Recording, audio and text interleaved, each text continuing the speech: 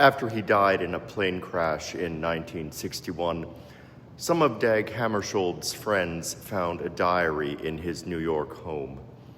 It was published in 1963 with the title Markings, with a foreword by W.H. Auden, who wrote, "In our age, the road to holiness necessarily passes through the world of action." I'll return to this idea of the road to holiness passing through the world of action later. But first, let me tell you what I think is the most powerful affirmation in the book.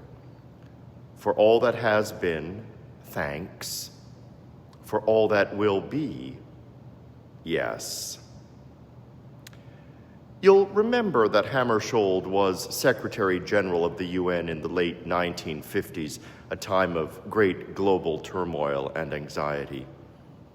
Yet even in the midst of the tumult and chaos and uncertainty, he could say thanks for what had happened and yes to that which had yet to come. I bet our prayers aren't as sanguine. If we're really honest with ourselves, most of us think of prayer as the coinage we insert into the cosmic vending machine, which is God. The correct coinage gives us the desired result, but coinage that's warped or dirty doesn't work. And if that's what prayer actually is, then all of us must be using warped and dirty coins most of the time. But maybe we don't accept this vending machine model. Maybe we're of the school which says God answers all prayers. This school tells us sometimes the answer is no. Most times, actually, which wouldn't be so bad if no weren't the answer to perfectly reasonable petitions like, "Please bring my spouse home safely," or "Please cure me of this illness." So we rationalize this by saying that just as a parent must sometimes say no to their child because they know better, so God also sometimes says no to us. And I guess if you hold that heaven is the place we want to get to, a place that's infinitely better than earth, that works. The problem with it is, it makes us careless about life on earth. Because if the point of life here is to prepare us for life in heaven, we don't need to be concerned about earthly troubles like suffering, pain, and failure, since these are only momentary afflictions. Yet, as many of you know, I'm suspicious of a theology which says the point of this earthly life is essentially pointless. I'm suspicious of a school which teaches that we're simply waiting by and by to join Jesus in the sky when we die. And I'm definitely suspicious of a God who asks his children to come praying before him like downcast supplicants, and then refuses to do much to help.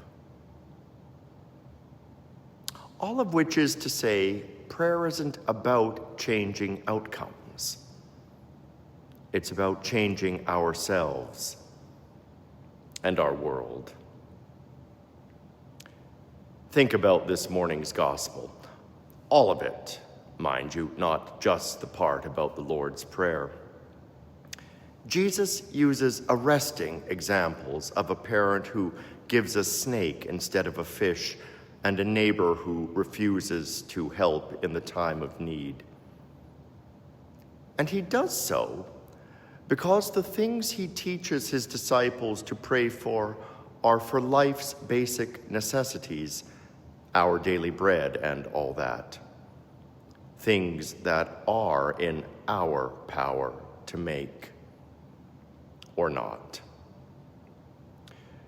You see, If prayer isn't about getting what we want, but about becoming what God wants us to be, as Hammarskjöld's contemporary C.S. Lewis once said, prayer doesn't change God, it changes me.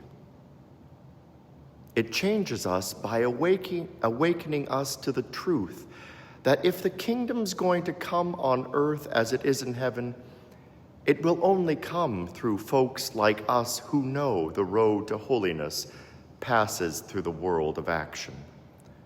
When people have their daily bread, when temptations cease to be sold as necessities, when God's name is hallowed as precious rather than debased for politics. Which is why prayer is best done in quiet, and maybe even in solitary, at those times when we're alone with our thoughts and therefore alone with God too. We learn to pray by learning first to be silent, by opening ourselves up to the radical grace of God which challenges even as it consoles. Prayer doesn't change God, but it changes us, so we might meet the demands of discipleship by going into a world where thoughts and prayers are too often offered as the empty answer to the most urgent crises.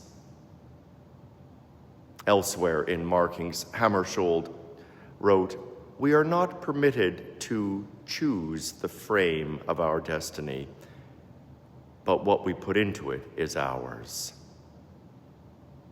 So what's it to be? Put snakes and scorpions into begging hands, or bread and blessing? That's why we must learn to pray as Jesus taught.